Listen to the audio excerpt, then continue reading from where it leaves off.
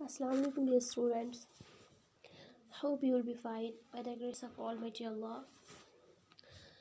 Today I am going to teach you lesson 22. तख्ती number 22 meme साकिन के कायदे। लेकिन आगे बढ़ने से पहले हम दुआ पढ़ेंगे। अऊज़ु बिल्लाहि मिनश शैतानिर रजीम। बिस्मिल्लाहिर रहमानिर रहीम।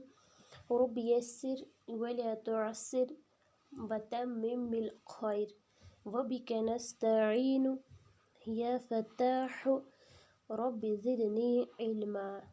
आमीन। तो प्यारे बच्चों, आज हमें मीम साकिन के कायदे पढ़ने हैं। मीम साकिन का पहला ही कायदा क्या है? इज़हार शफ़वी। इज़हार शफ़वी हम किसे कहते हैं? मीम साकिन के बाद बा और मीम के अलावा कोई और हर्फ आए बिलखुसूस वाव और फ़ा, तो मीम को ज़ाहिर करके पढ़ना है। जैसे हम उर्दू में हम तुम पढ़ते हैं। नीचे लिखा है हम फ़ीहा लकुम दीनुकुम। यहाँ पे भी मीम साकिन के बाद बा और मीम के अलावा दाल है। लकुम दीनुकुम, तो हमने मीम को ज़ाहिर करके पढ़ा। उसके बाद लम यलबसू। लम मीम साकिन है, उसके बाद या हर्फ है, तो मीम को ज़ाहिर करके पढ़ेंगे। उसके बाद है अम लम तुंज़िरहुम। यहाँ पे भी मीम साकिन के बाद लाम है, तो यहाँ पे मीम को ज़ाहिर करके पढ़ेंगे। लहुम अजरुन। यहाँ पे भी मीम साकिन के बाद हमज़ा है, तो मीम को हम ज़ाहिर करके पढ़ेंगे। उसके बाद है इख़्फ़ाए शफ़वी। वो क्या है? मीम साकिन के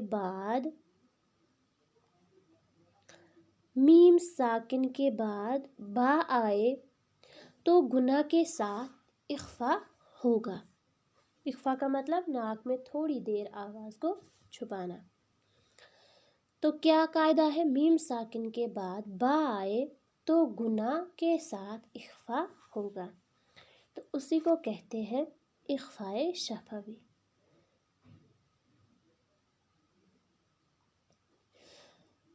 इन्न रब्बहुम बिहिम। मीम साकिन के बाद बा है। इन्न रब्बहुम बिहिम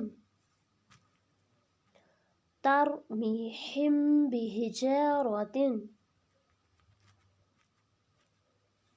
वमा हुम बिमुमिनीन फबश्शिरहुम बिअज़ाब।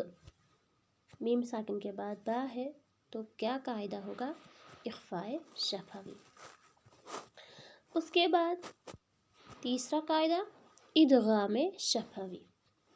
क्या है? मीम साकिन के बाद मीम को मीम से मिलाकर गुना के साथ पढ़ा जाएगा। कायदा क्या है कि मीम साकिन के बाद अगर मीम आए तो मीम को मीम के साथ मिलाकर पढ़ेंगे। तो नीचे देखते हैं इलैकुम मुरसलून। मीम साकिन के बाद मीम है, तो मीम को मीम के साथ मिलाकर पढ़ेंगे। इलैकुम मुरसलून लहुम मा यशाऊन। यहाँ पे भी मीम साकिन के बाद मीम आया तो इदगाम शफ़वी। फ़ी क़ुलूबिहिम मरज़ुन फ़हुम मुअरिज़ून।